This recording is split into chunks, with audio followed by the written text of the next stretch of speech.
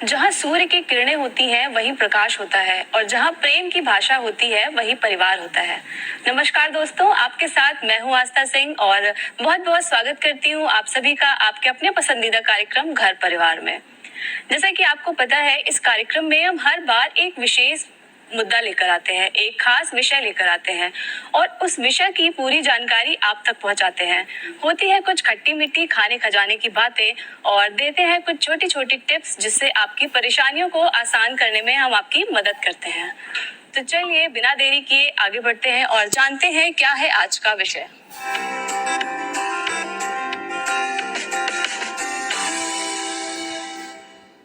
किसी भी समाज के आर्थिक और सामाजिक विकास में महिलाओं की भागीदारी को पीछे नहीं किया जा सकता है। महिला और पुरुष दोनों समान भागीदारी से समाज को आगे बढ़ाने में मदद करते हैं और एक नया रूप देते हैं। तो ऐसे में कोई भी क्षेत्र हो, वो शिक्षा हो या कोई भी क्षेत्र हो, इसमें हम कोई भेदभाव नहीं कर सकते। जितनी शिक्षा पुरुषों के लिए जरूरी है उतनी ही महिलाओं के लिए भी आवश्यक है।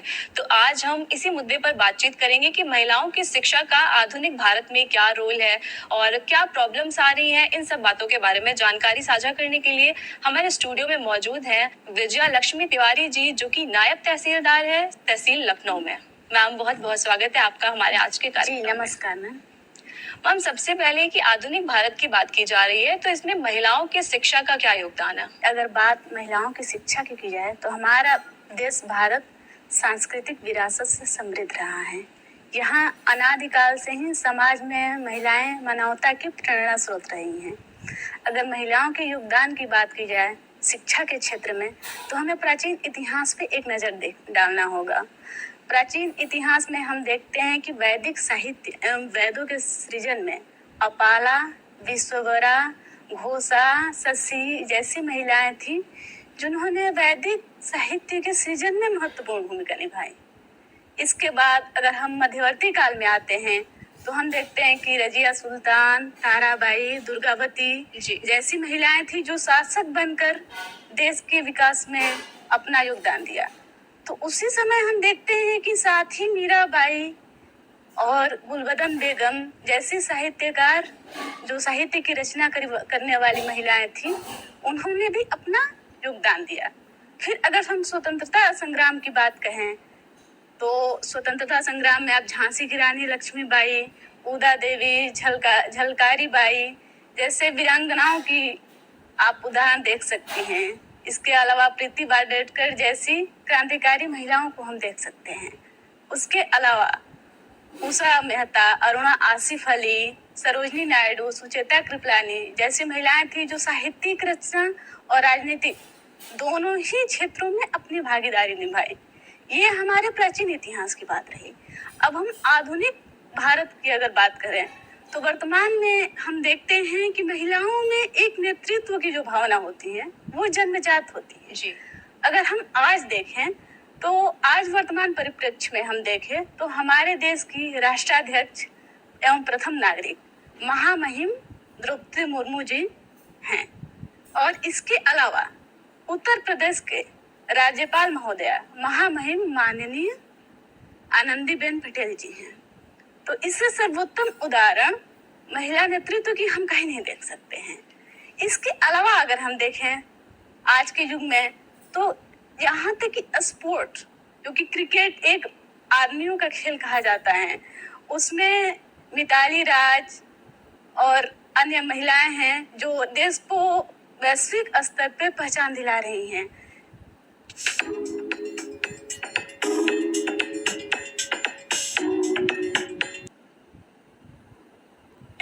तो आज वर्तमान परिप्रेक्ष्य में हम देखें तो हमारे देश की राष्ट्राध्यक्ष एवं प्रथम नागरिक महामहिम द्रौपदी मुर्मू जी हैं और इसके अलावा उत्तर प्रदेश के राज्यपाल महोदया महामहिम माननीय आनंदीबेन पटेल जी हैं। तो इससे सर्वोत्तम उदाहरण महिला नेतृत्व की हम कहीं नहीं देख सकते हैं। इसके अलावा अगर हम देखें आज के युग में तो यहाँ तक कि स्पोर्ट, जो कि क्रिकेट एक आदमियों का खेल कहा जाता है, उसमें मिताली राज और अन्य महिलाएं हैं जो देश को वैश्विक स्तर पर पहचान दिला रही हैं। सानिया मिर्जा, पीटी उषा हैं, इसके अलावा बहुत सारी महिलाएं हैं जो खेल जगत में अपना नाम रोशन कर रही हैं। यहाँ तक कि हम एयरलाइंस में अगर बात करें तो वहाँ शिवांगी जी जेट विमान की फाइटर जो फाइटर विमान होती हैं उसके पायलट हैं, और आज की डेट में भारत में सबसे ज्यादा महिला पायलट हैं। ये हम लोग के लिए गर्व की विषय है जी। 244 महिला फाइटर हैं, जेट विमान की पायलट हैं। तीनों ही सेनाओं में, जल थल और नभ, तीनों ही सेनाओं में महिलाओं का बराबर योगदान है। शिक्षा के क्षेत्र, बैंकिंग सेक्टर और जितने भी सेक्टर्स हैं, airlines, nursing sector, medical sectors, education sector, राजस्व विभाग, हर क्षेत्र में महिलाएं अपना योगदान दे रही हैं।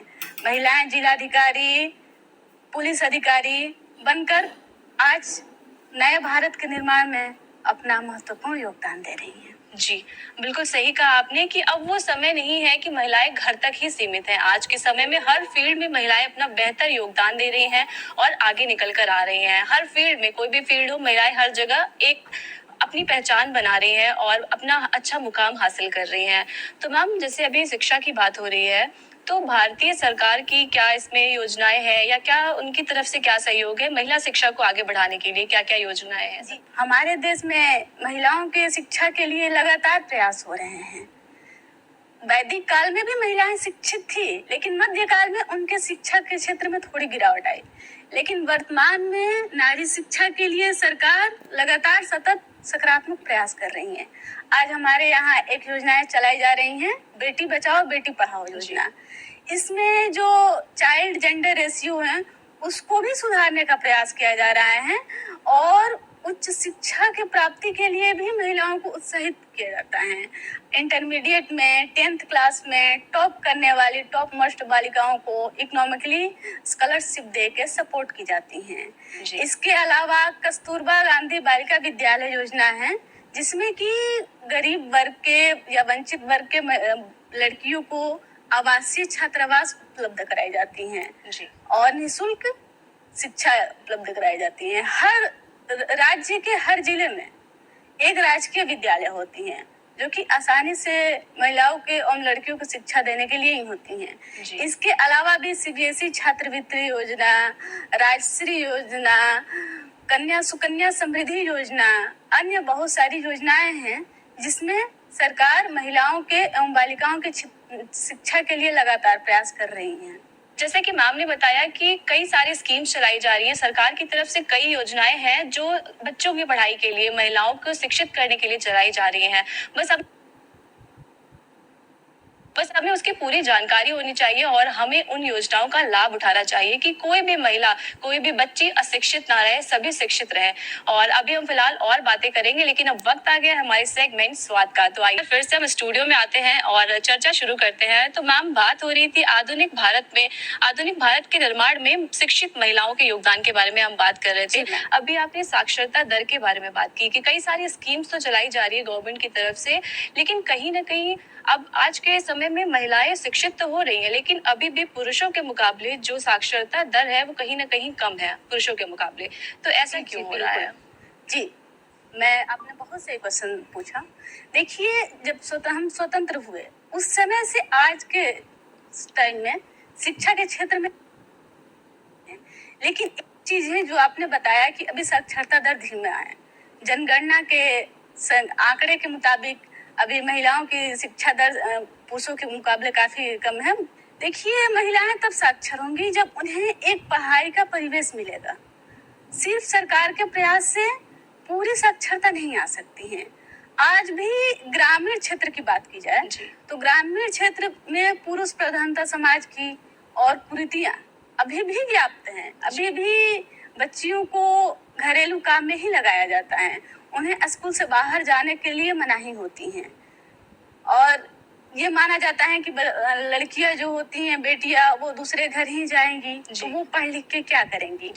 तो हम इसलिए लड़कियों को वहां नहीं पढ़ाते हैं। हालांकि हर घर में नहीं, लेकिन कुछ एक जगह में ऐसे, जैसे राजस्थान, हरियाणा और कुछ सेक्टर हैं गांव की, कई बार तो एडमिशन हो जाने के बाद भी उन्हें आधी पढ़ाई उनकी छुड़वा दी जाती है। उनकी पढ़ाई छुड़वा दी जाती है। कहीं कहीं पेरेंट्स बच्चियों के सुरक्षा के लेकर चिंतित होते हैं और उन्हें नहीं पढ़ने के लिए भेजते हैं। कहीं कहीं ग्रामीण दूर दराज इलाकों में स्कूल नहीं होता है, इसलिए दूर नहीं भेज पाते हैं। इकोनॉमिक प्रॉब्लम तो छोटी होती है, लेकिन उनकी शिक्षा की, उनकी सुरक्षा की चिंता और ये जो पुरुष मानसिकता की लड़कियां पढ़ के क्या करेंगी, उन्हें घर ही चलाना है फाइनली, तो ये चीजें रुकावट आ रही हैं महिलाओं के पूर्ण शिक्षा के लिए। जी हालांकि समृद्धि हो रही है, विकास हो रही है, हम आगे बढ़ रहे हैं, लेकिन अभी पूरी तरीके से नहीं बढ़ रहे हैं। इसके लिए पहले जागरूकता सबसे ज्यादा जरूरी है, समाज में जागरूकता है। आप खुद एक महिला है और आपने इतनी अच्छी एजुकेशन ली, आप आज अच्छे पोस्ट पर तैनात हैं आप लखनऊ में, तो आपकी एजुकेशन में, आपके करियर डेवलपमेंट में आपके फैमिली का कितना सपोर्ट रहा या सबसे ज्यादा अहम योगदान किसका रहा? जी, आपने बहुत सही क्वेश्चंस किया। जो मैं अभी आपको बता रही थी कि हाँ, गांव में महिलाओं के साथ, बच्चियों के साथ ये होता है, कुरीतियां फैली होती हैं, पुरुष मानसिकता व्याप्त होता है, ठीक मेरे साथ भी वही हुआ। मैं भी एक ग्रामीण परिवेश से बिलोंग करती हूँ।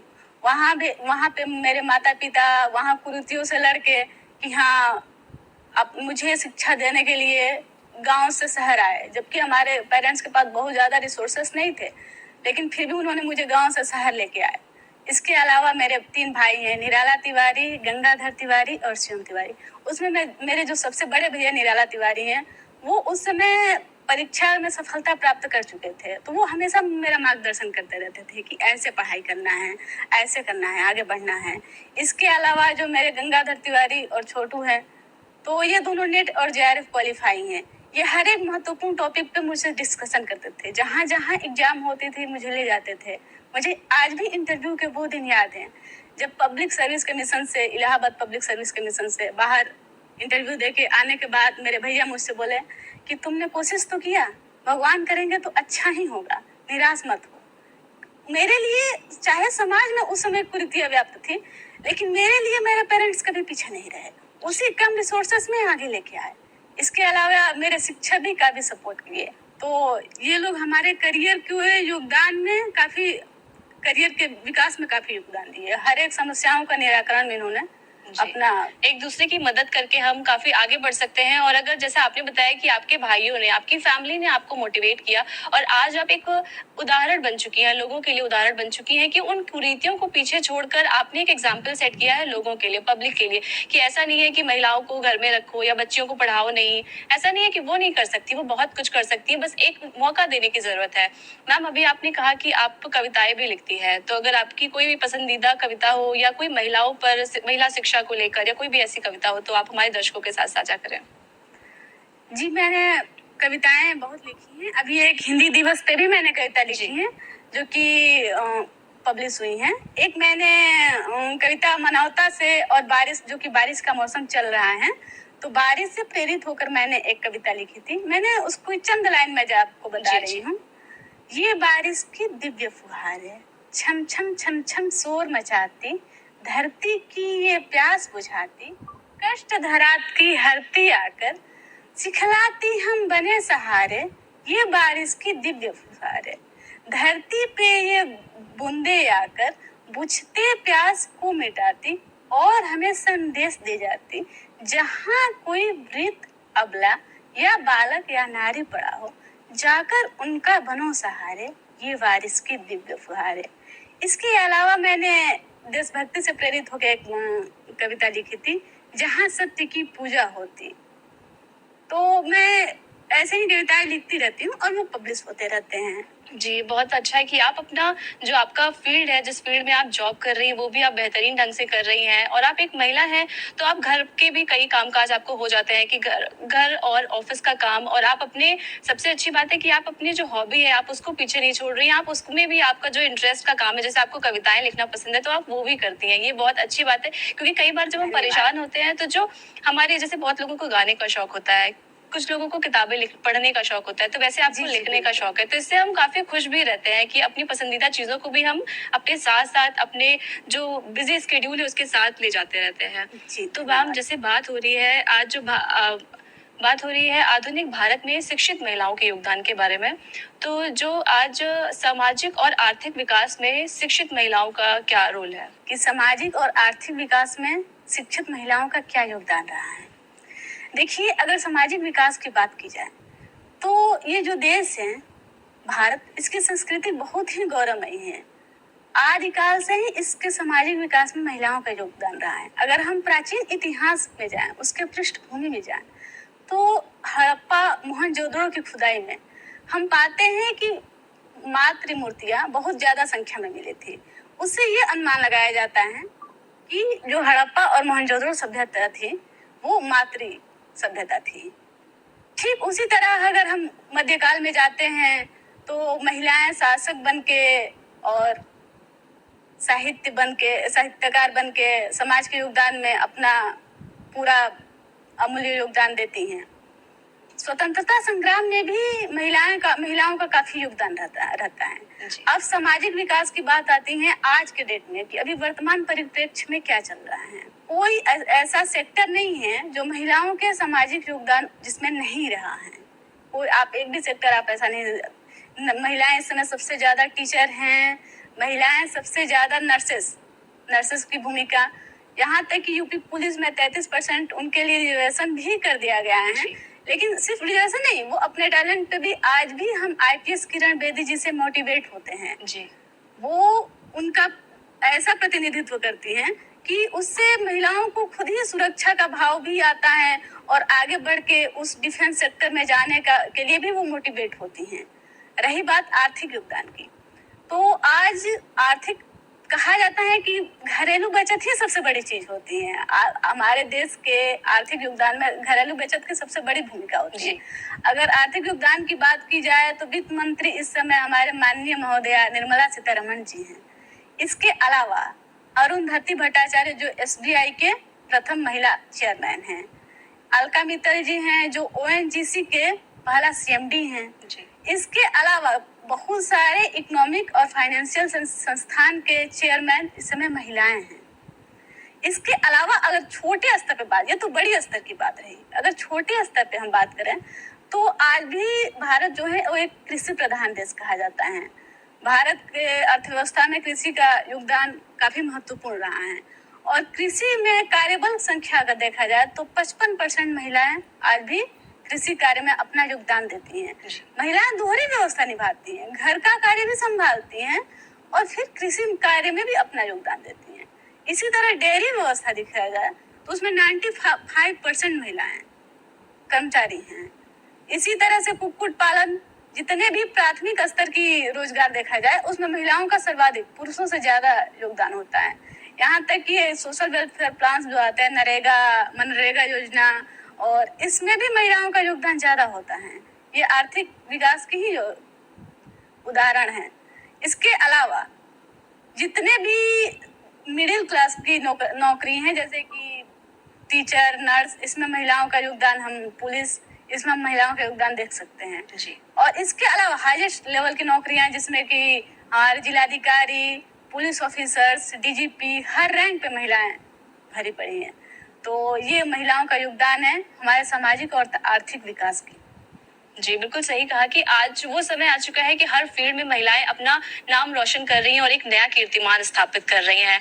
तो अभी हम फिर से टॉपिक पर आएंगे, हालांकि अभी वक्त आ गया है हमारे। अभी आपने देखा हमें कुछ खास में हम आपको कितना मोटिवेट करते हैं और कई बार कुछ ऐसी प्रेरणादायक कहानियां दिखाते हैं जिससे आपको मोटिवेशन मिलता है, आपको भी कुछ अलग करने की प्रेरणा मिलती है।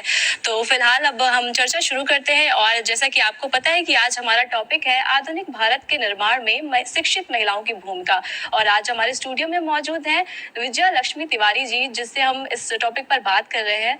तो मैम, जैसे अभी बात हो रही थी शिक्षित महिलाओं के बारे में, तो शिक्षा तो बहुत आवश्यक है ही है, तो लेकिन समाज में शिक्षित होने के साथ साथ आत्मनिर्भर होना कितना आवश्यक है महिलाओं के लिए?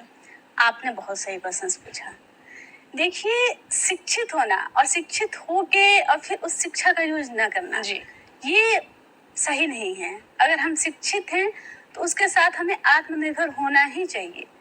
आत्मनिर्भर होने से आदमी में या महिलाओं में आत्मविश्वास आता है और आत्मविश्वास होने से महिलाएं समाज में खुद का भी विकास करती हैं और एक सम्मानित जीवन जीती हैं और इसके साथ अपने घर और परिवार को भी समाज में एक सामाजिक स्थान पे ले जाती हैं।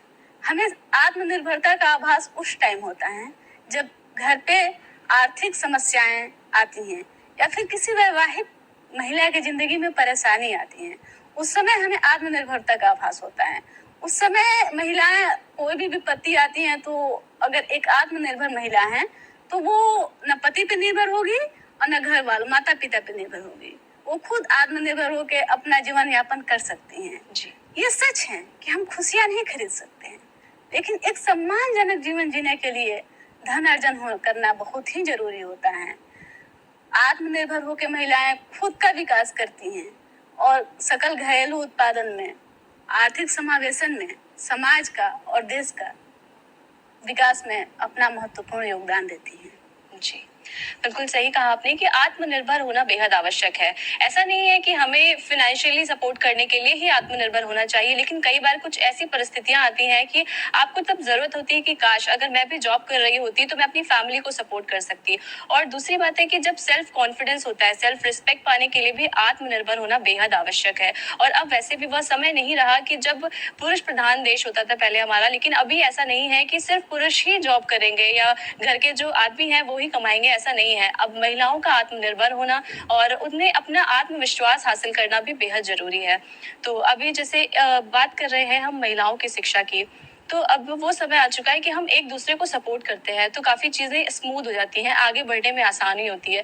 तो महिला शिक्षा की बात हो रही है आज, तो एक महिला दूसरे महिला का हेल्प कैसे कर सकती है, या समाज के विकास में एक महिला को दूसरी महिला का किस तरीके से सपोर्ट करना चाहिए? ये एक संस्कृत में कहा गया है, पक्ति है कि नास्ति विद्या समम चक्षुष नास्ति मातृ समम गुरु, अर्थात विद्या की तरीके जैसा कोई नेत्र नहीं होता है और माता के समान कोई गुरु नहीं होता है। तो अगर समाज में महिलाएं राष्ट्राध्यक्ष भी हैं और माता के रूप में प्रथम शिक्षिका भी हैं, अगर एक माँ शिक्षित है तो वो अपने बच्चे को अच्छे से शिक्षित करती हैं और अच्छे से पढ़ाती लिखाती हैं। एक स्वास्थ्य मंत्रालय का रिपोर्ट आया है जिसमें ये आंकड़े हैं कि जो महिलाएं जितना शिक्षित होती हैं वो उनके बच्चों का पोषण आधार उतना ही ज्यादा अच्छा होता है। अगर दूसरा एक आर्थिक विकास सर्वे का रिपोर्ट है कि शिक्षित, वो लंबे समय से सर्वे करने के बाद ये रिपोर्ट आया कि शिक्षित लड़कियां समाज परिवर्तन के लिए एजेंट के रूप में कार्य करती हैं। तो महिलाओं का शिक्षित होना बहुत ही जरूरी है। शिक्षित और आत्मनिर्भर होकर वो समाज के विकास में योगदान देती है। जी, अभी आपने कहा कि माताओं की बात की आपने, तो माँ जो होती है वो बच्चे की पहली शिक्षिका होती है और माँ ही होती है कि वो माँ जब शिक्षित होती है तो पूरा एक परिवार शिक्षित होता है। वो अपने सिर्फ माँ शिक्षित नहीं होती, वो अपनी आगे आने वाली पीढ़ी को भी शिक्षित बनाती है। तो शिक्षा, अब शिक्षित माँ से बच्चे को क्या प्रेरणा मिलती है, और अगर माँ शिक्षित है तो राष्ट्र के निर्माण में यह कितना लाभकारी हो सकता है? एक अमेरिकी धार्मिक नेता है बिंघम यंग, उन्होंने कहा कि अगर आप एक आदमी को पढ़ाते हैं, शिक्षित करते हैं, तो आप सिर्फ एक आदमी को शिक्षित करते हैं, एक महिला को शिक्षित करते हैं तो पूरी पीढ़ी को शिक्षित कर देते हैं। वो माँ ही होती है जो जिसके गोद में, जिसके कोख से भविष्य, राष्ट्र का भविष्य उत्पन्न होता है, उसके गोद में खेल के बड़ा होता है। उसके परवरिश और संस्कार से वो राष्ट्र के निर्माण में अपना योगदान देता है। एक माँ के गोद में ही भविष्य, किसी भी देश का भविष्य पलता है। तो माता का शिक्षित होना बहुत ही जरूरी होता है। जी, बिल्कुल सही कहा मैम ने कि माताओं का, महिलाओं का शिक्षित होना बेहद जरूरी है, क्योंकि वो सिर्फ ना अकेले शिक्षित होती है बल्कि वो अपनी आगे आने वाली पीढ़ी को भी अच्छे संस्कार देती है। जब शिक्षित होती है तो वो अच्छी एजुकेशन अपने बच्चे को भी दे सकती है और जो आने वाली जनरेशन है उसका भी अच्छा निर्माण होता है। तो चर्चा भी जारी रखेंगे। फिलहाल अभी देखते हैं अपने सेगमेंट टिप्स। फिलहाल हम चर्चा शुरू करते हैं, जैसा कि आज हमारा टॉपिक है आधुनिक भारत में शिक्षित महिलाओं की भूमिका। तो मैम हम बात कर रहे थे कि शिक्षित महिलाओं के योगदान के बारे में। तो अब कितना बदलाव आया है, जैसे पहले के समय में शिक्षित महिलाएं कम ही हुआ करती थी या बहुत ही कम एजुकेशन था कि लड़कियों को मिलती थी, स्कूल में जाने के मौके नहीं मिलते थे कई बार। आज के समय में और अगर पहले की बात करें तो हम कितना बदलाव आया है? आज के टाइम में ग्रामीण क्षेत्र में भी महिलाओं में या सामाजिक परिवेश में काफी जागरूकता आई है। पहले जब मैंने अपना ही बताया कि हाँ उस समय सामाजिक कुरीतियां ज्यादा फैली थी, मेरे शिक्षा के लिए ही काफी अवरोध हुआ, लेकिन आज उसी गांव में हम देख रहे हैं, उसी गांव में विद्यालय खुल गए हैं, कॉलेज खुल गई हैं, और मानसिकता भी बदल चुकी हैं। आज मुझे याद है कि मैं साइकिल नहीं चला सकती थी, लेकिन उसी गांव में आज लड़कियां बाइक, गाड़ी सारा ड्राइविंग करती हैं। आज पेरेंट्स भी इसमें नहीं हिचकिचाते हैं।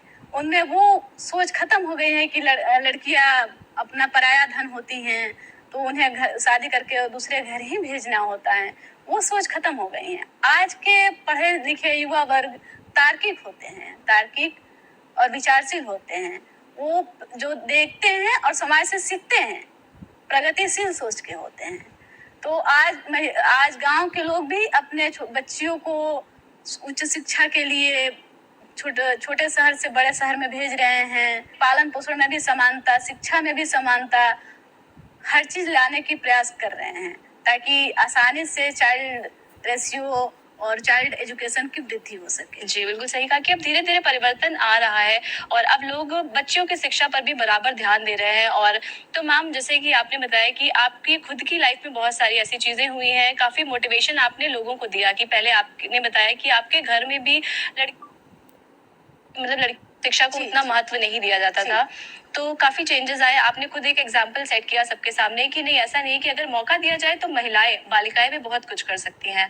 तो मैम, आप ऐसा कोई संदेश जो हमारे दर्शकों को देना चाहती हो? जी, मैं चाहती हूँ कि जैसे रविन्द्रनाथ टैगोर जी प्रथम नोबेल पुरस्कार विजेता थे, उन्होंने कहा कि महिलाएं दीपक ही नहीं होती हैं, दीपक की लौ भी होती हैं, जो कि जलकर समर्पण के साथ इस समाज को जगमगाते रहती हैं। मैं चाहती हूँ कि महिलाएं आगे बढ़ें और वो एजुकेटेड होके और अपना समाज के प्रोग्रेस में संपूर्ण समर्पण के साथ योगदान दें। मैं चाहूंगी कि माता पिता अपने बच्चों में भेदभाव ना करें, वो दोनों को ही समान रूप से पढ़ाई लिखाएं। और मैं ये भी चाहूंगी कि जो भी विद्यार्थी या जो भी कॉम्पिटिटिव युवा हैं, जो भी टारगेट सेट करते हैं, उनके लिए वो ईमानदारी से सकारात्मक दिशा में लगातार प्रयास करें और अपना प्रयास जारी रखें, क्योंकि सफलता के लिए मेहनत पूंजी होती है। सकारात्मक दिशा में किया गया प्रयास सफलता के सारे दरवाजे खोलते हैं और ईमानदारी सबसे बड़ी चीज होती है। Honesty is the best policy. जी मैम, आप हमारे स्टूडियो में आए और आपने इतनी बेहतरीन जानकारी हमारे दर्शकों के साथ साझा की, इसके लिए आपको बहुत बहुत धन्यवाद। रही हैं। और अब वो समय आ गया है कि आए दिन हमें कहीं ना कहीं ये सुनने को मिलता है कि महिलाएं नया कीर्तिमान स्थापित कर रही हैं। तो ऐसा नहीं है कि महिलाएं पीछे हैं, अब बस थोड़ी सी समानता और कि महिलाएं दीपक ही नहीं होती। स्टूडियो में आए और आपने इतनी बेहतरीन जानकारी हमारे दर्शकों के साथ साझा की, इसके लिए आपको बहुत बहुत धन्यवाद। वर्तमान समय में महिलाएं पुरुषों से कंधे से कंधा मिलाकर चल रही हैं और अब वो समय आ गया है कि आए दिन हमें कहीं ना कहीं ये सुनने को मिलता है कि महिलाएं नया कीर्तिमान स्थापित कर रही हैं। तो ऐसा नहीं है कि महिलाएं पीछे हैं, अब बस थोड़ी सी समानता और लाने की जरूरत है। किसी भी प्रकार का भेदभाव ना करें, महिलाओं को भी उतना ही शिक्षा दें जितना पुरुषों के लिए शिक्षा महत्वपूर्ण है, उतना ही अपनी बेटी बेटे में कोई भेदभाव ना करें। तो फिलहाल आज के लिए इतना ही, अब हम विदा लेते हैं और जल्द ही आपके साथ मिलते हैं एक नए एपिसोड के साथ। तब तक देखते रहे DD UP। धन्यवाद।